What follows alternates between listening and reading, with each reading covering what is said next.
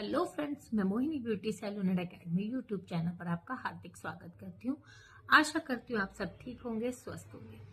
आज मेरे किसी क्लाइंट का क्वेश्चन था कि मैं पूरे फेस पर वैक्स ना करवा के थ्रेडिंग करा सकती हूँ, थ्रेड करा सकती हूँ। तो चलो स्टार्ट करते हैं। पूरे फेस पर थ्रेड से क्या होता है? अगर मैं वैक्स की बात करूँ तो वैक्स से स्किन थोड़ी खिंचती है, लेकिन थ्रेडिंग करना पूरे फेस के करना चाहते हो तो कर सकते हो। लेकिन आपसे कई बार इसको प्रॉब्लम आ जाती है, क्योंकि कभी कभी क्या होता है, कईयों की स्किन बहुत ज्यादा सेंसिटिव होती है। वो ना स्किन पर सहन नहीं कर सकते, खिंचाव को सहन नहीं कर सकते जो थ्रेड से बाल खींचते हैं स्किन से। तो यहाँ पर रेडनेस की प्रॉब्लम भी आ सकती है, कट भी लग सकते हैं, दाने भी उठ सकते हैं स्किन पर। तो इस तरह की प्रॉब्लम आपको आ सकती है। साथ ही साथ जब हम इस फेस पर, जैसे यहाँ पर स्किन बहुत ही सेंसिटिव स्किन होती है, बहुत ही नाजुक स्किन होती है ये, तो अगर यहाँ पे थ्रेड किया जाए तो पेन बहुत ज्यादा होगा आपके फेस पर। जितनी ज्यादा सॉफ्ट स्किन होगी उतना ज्यादा पेन होगा आपको, ये डेफिनेटली।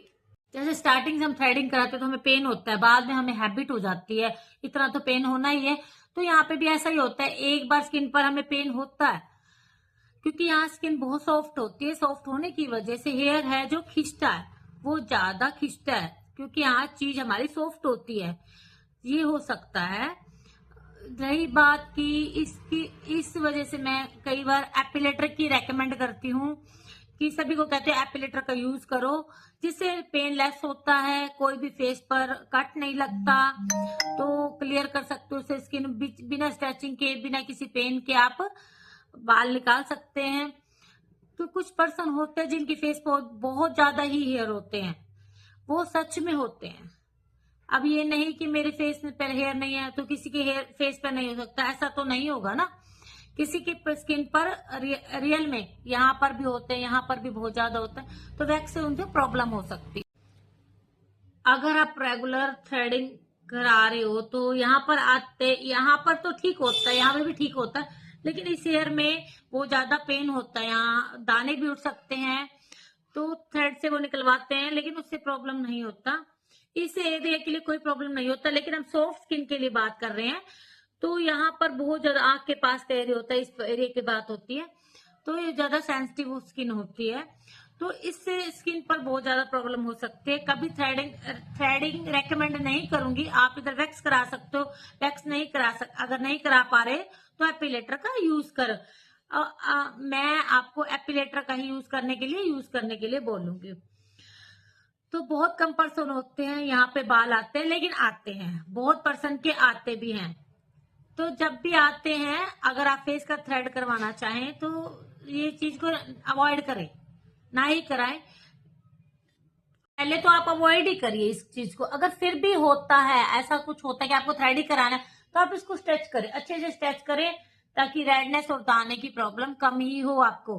तो इग्नोर कर सके तो आप अगर करवानी है तो ईयर को स्ट्रेच अच्छे से स्ट्रेच करें, ताकि आपको यहां तक थ्रेड मत लाएं तो आंखों के पास आकर आपको प्रॉब्लम हो सकती है।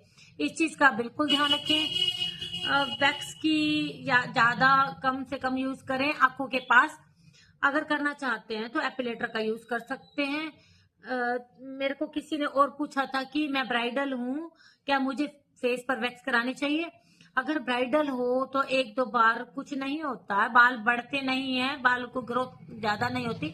ब्राइडल हो तो करानी है तो करा सकते हो, कोई प्रॉब्लम नहीं है, एक बार में कोई प्रॉब्लम नहीं आती। अगर आप रेगुलर करवाते हो तो आपको बालों की ग्रोथ पे फर्क पड़ता है। तो आप वैक्स को, थ्रेड को अवॉइड ही करें। अगर आपके बाल यहाँ आईज के पास ज्यादा है तो आप एपिलेटर का ही यूज करें। आई होप सो आपको मेरी वीडियो समझ में आ गई होगी। ऐसी और अपडेट वीडियो देखने के लिए मेरे channel Mohini beauty salon and academy को सब्सक्राइब करें, लाइक करें, शेयर करें, कमेंट करें। Thank you so much, bye bye.